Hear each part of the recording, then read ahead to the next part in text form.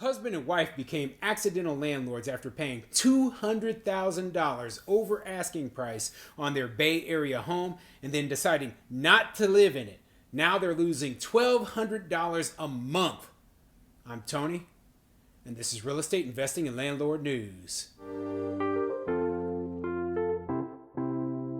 All right, so I have an interesting article for you today, and it's going over these small landlords in the Bay Area, right? And so they decided, just a short while ago, hey, we're going to buy this home for us to live in, right? And they paid $200,000 over the asking price, right? Which, all of these bidding wars and stuff that was going on just a short while ago, the Bay Area was absolutely insane for the prices that these homes were selling for. So the unfortunate mistake they made, though, was they decided they didn't actually want to live in the property. And instead, they were going to rent it out. And the rent does not cover the cost of the mortgage. So, even in the best case scenario where there's no maintenance, where there's no taxes, where there's no insurance necessary, right? They are losing $1,200 every single month they own this place. They're basically paying to subsidize the living of the people who are renting the property from them. Okay, these are horrible real estate investors, right? Now, I know what the average person is going to say. They're going to say, hey, well, you know what? They're going to make up for that in the appreciation they're going to get from the Bay Area, right? Well, the unfortunate fact is with rising interest rates right now, prices in the Bay Area are falling. Okay, so they are not going to be able to sell their property right now for the amount they paid for it.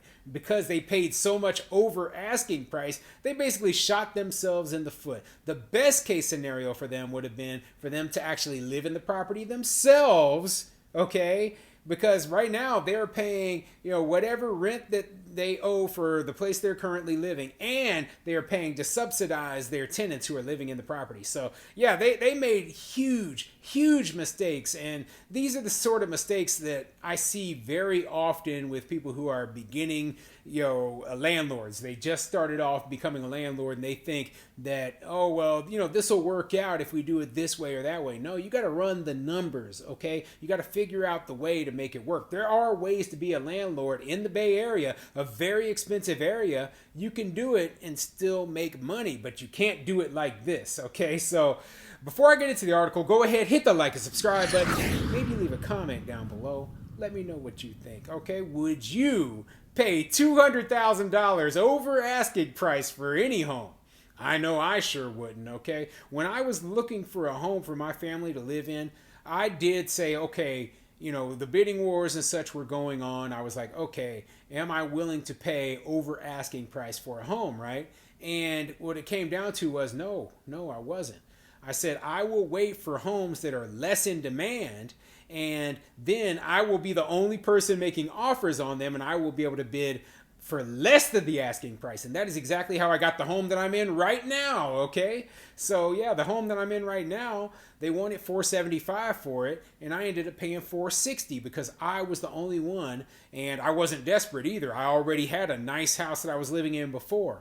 So, it worked out great. But you know what? A lot of people, they got scared. They were like, oh no, I'll never be able to buy anything. Well, you should never be in that sort of situation, okay? Where it's like going to the grocery store when you're hungry, right? You're going to be starting to buy stuff that you don't need. And that's what these people here did. And that's the mistake they made. So anyway, let's get into the article and see what it says.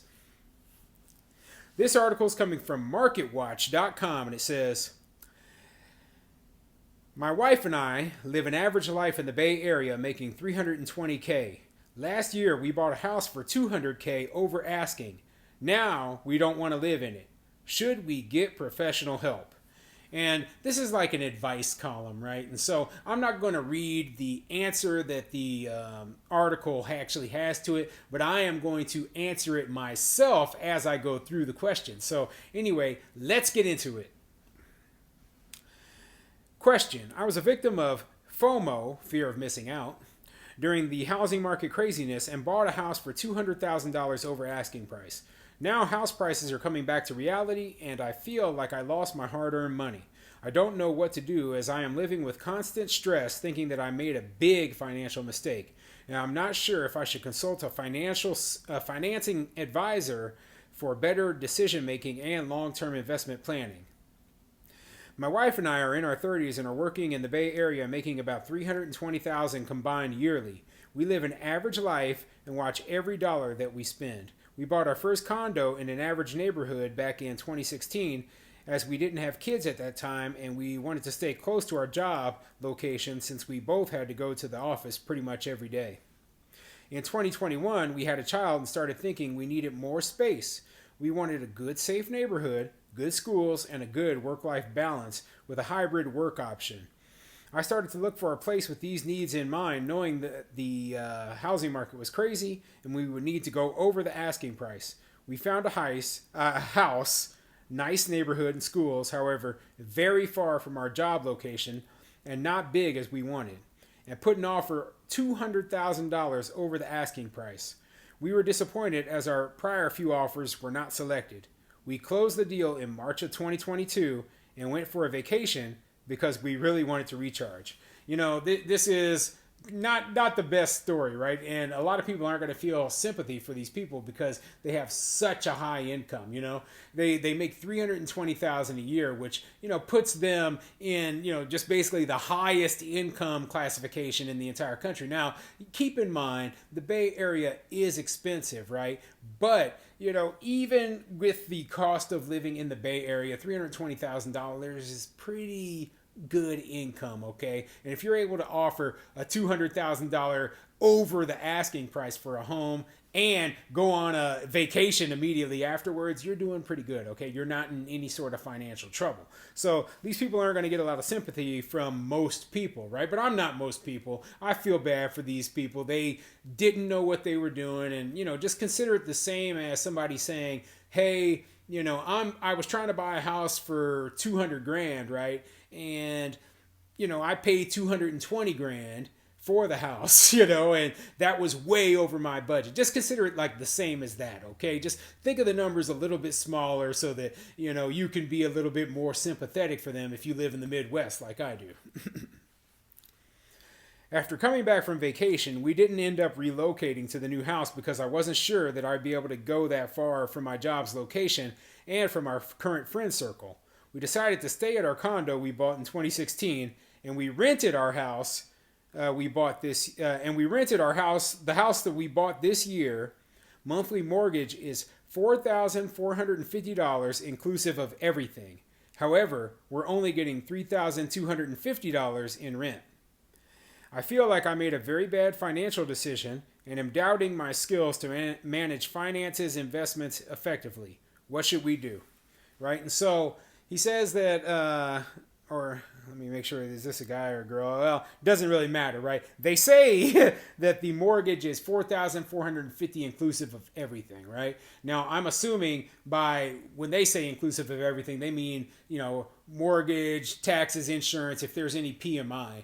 But I doubt what they mean is that, property management, any maintenance, capital expenditures, repairs, utilities, whatever else that they have to cover, HOA costs. They probably are not inclusive of those extra things that actually make it even more expensive to make sure the property is maintained. So even in that case, though, right, if they're only getting $3,250 a month in rent, and they're if they say everything is $4,450, they're losing $1,200 a month, right? $1,200 a month in losses. And I don't doubt for one second that the price they paid for their home back in March of 2022, well, I bet the price has declined, okay? I bet you that they wouldn't be able to get what they paid for the home right now. Now, I don't know how much it's declined. I don't know that area that well, but, I do know that from what I have read, prices in the Bay Area have declined since the beginning of the year. So it would be a safe bet to say, hey, you're not going to be able to get what you paid. So what do you do in this situation? Now, this is my problem, right? So many times, and you see this with people everywhere, right? They buy a home in a location that doesn't quite work out for their work because it's too far away for their friends, for their family, etc. and now they don't want to live in it, and they think that becoming an accidental landlord is the best overall way to go about the situation. I disagree. Okay? Now, this is what I would do. And unfortunately, this is the best case for them, right? I would sell the house. Okay? I would sell the place as soon as possible. Take the loss. Now, these are the kind of people who, pay $200,000 over the asking price for this home. And the longer they sit on this house, there could be more increases in interest rates, right? There could be a further decline of housing values in that area. So they need to get rid of the place before, they take even more losses. Every single month they sit on this house, they're losing $1,200. So imagine that, hey, the Bay Area, their housing prices decline by an additional 10% over the next year, right? So, if they paid, let's say, $1 million for the house, and then the house is only worth $900,000, and that's in 1 year. So, but right now it might be worth $950. So I would sell it at $950. Take the loss. You might have to refinance your condo in order to pull money in some of that equity that you have in the condo that you bought in 2016. You might have to pull some of that equity out to cover the losses that you're going to face with this house, but at least you're not going to continue to lose money. Every single month you're paying $1,200, so after a year you're going to be down $12,000. On top of that, any decline in appreciation. Now, if you actually moved into the house, then you could either rent the condo that you have out. I don't recommend it, right? I do not recommend that you rent anything in the Bay Area. That's another topic altogether. There's too many laws, rules, and regulations making it hard for small landlords in the Bay Area. So my suggestion would be to sell the condo, just deal with the fact that you have a long commute, live in that house, and then sit on it until the market comes back up, which might be 5-10 years down the line. Sorry to say it, but it's the truth, okay? You don't buy real estate as a short-term transaction. If you don't sit on a property for at least 5 years, you're likely not going to make any money off of it. So, hard lesson to learn, and I feel bad for you, but, this is the reality of the situation that you're in right now.